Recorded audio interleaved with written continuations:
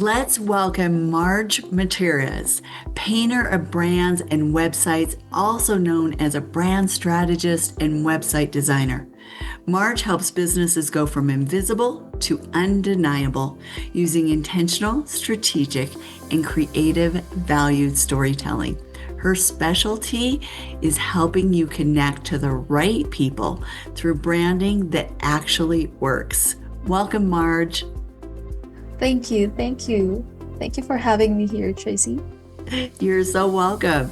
Now let's start here. So many think that brand is just a logo. So what do you say about that, especially when your audience is midlife women who crave a deeper connection?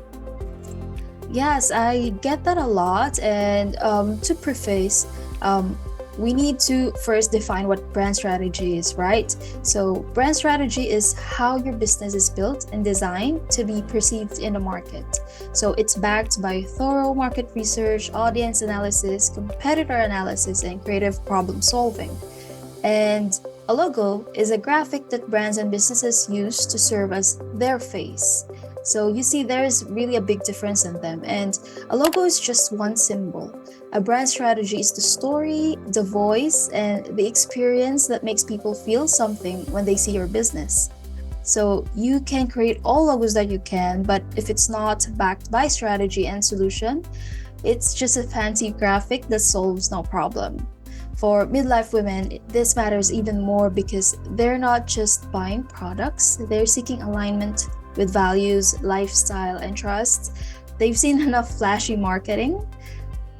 What resonates is deep clarity and authenticity.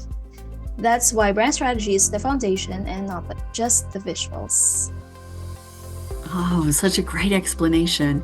And I know you've seen quite a bit, and I'm just curious, what are the biggest mistakes that you see entrepreneurs make when they're trying to brand themselves, from DIY disasters to copying what worked for somebody else?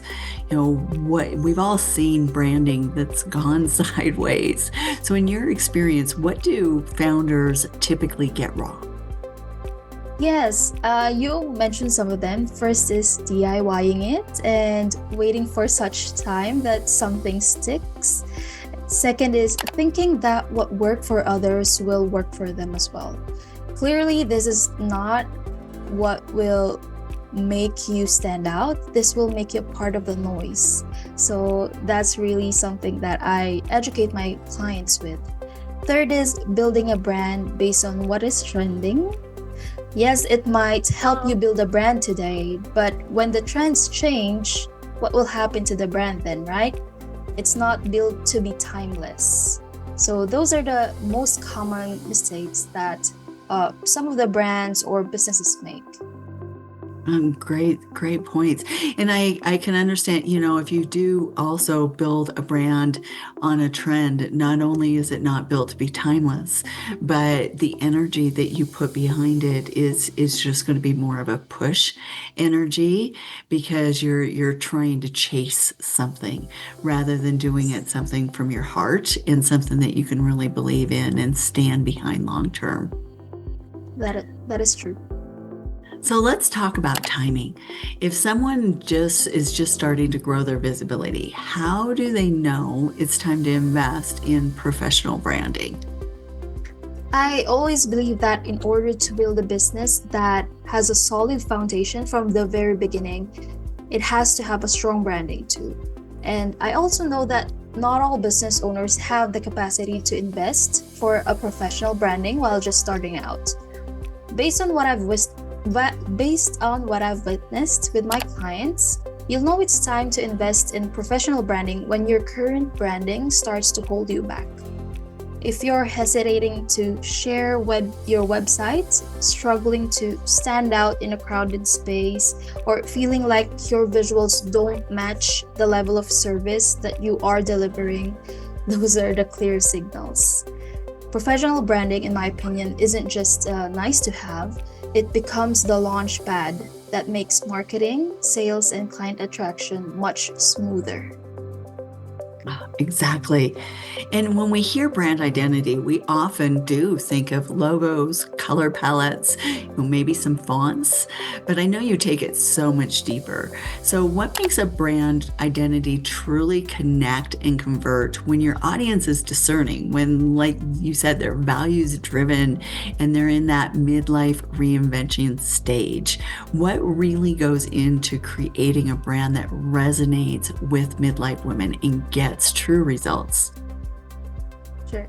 So, creating a brand identity that connects and converts is a combination of being strategic and being purposeful. What I mean about this is having a clear messaging that addresses the pain points and acknowledges their priorities and values. Visuals that feel aligned, confident, and timeless rather than trending, and cohesive experience through all touch points, which is about making sure that your brand voice and visuals create the same feeling. Basically, it's about figuring out the good balance between who you are and why you choose you from your client's end. So clear. Yes, thank you so much. And this one's huge. So, how can brand consistency actually simplify the marketing, especially for founders that are juggling multiple offers or different platforms?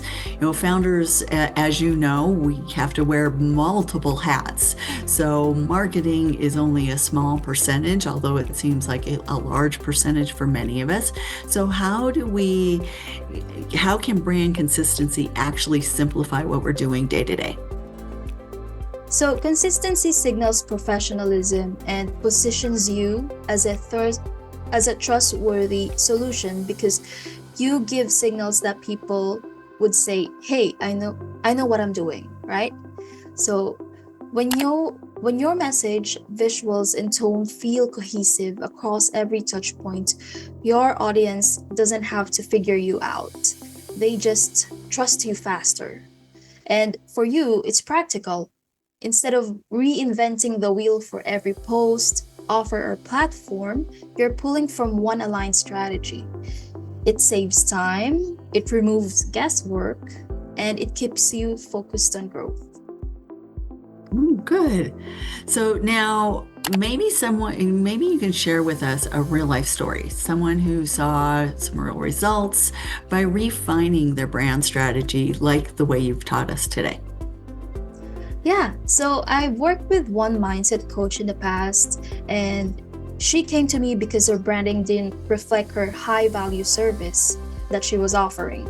She's been in the industry for decades. She has helped a lot of solopreneurs, business owners, and other rising coaches like her, and what she was offering was really, really amazing.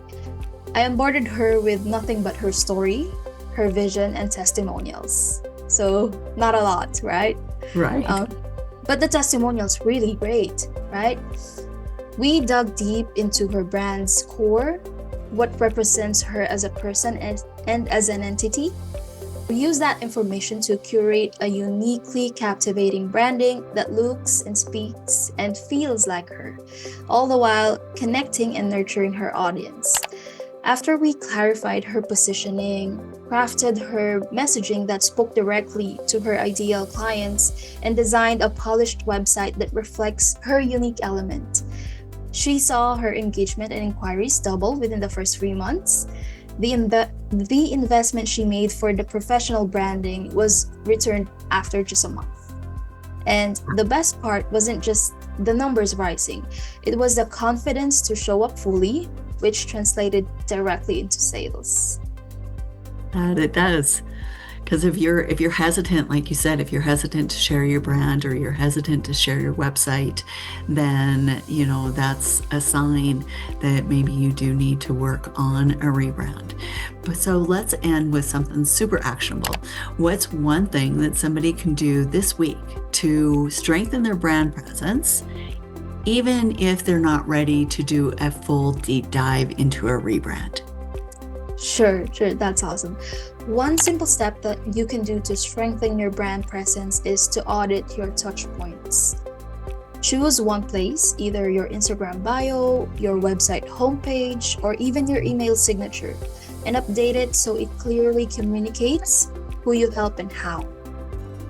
Often, it's the small refinements, like sharpening your tagline or swapping out images, that instantly make you feel more aligned and more confident on showing up. If you're not sure on where to start, feel free to grab my brand Harmony Guide, which contains the only checklist you need to discover what's holding your brand and website back from attracting your dream clients. Oh, thank you so much. And I know that that's a free gift that you're offering for the founders of Midlife Women for being here today. So thank you for sharing that, Marge. And thank you for all of your great advice on brands and brand strategy and what it is and why we need to pay more attention to it. Of course, I'm happy. I'm happy to be able to share my story and my insights.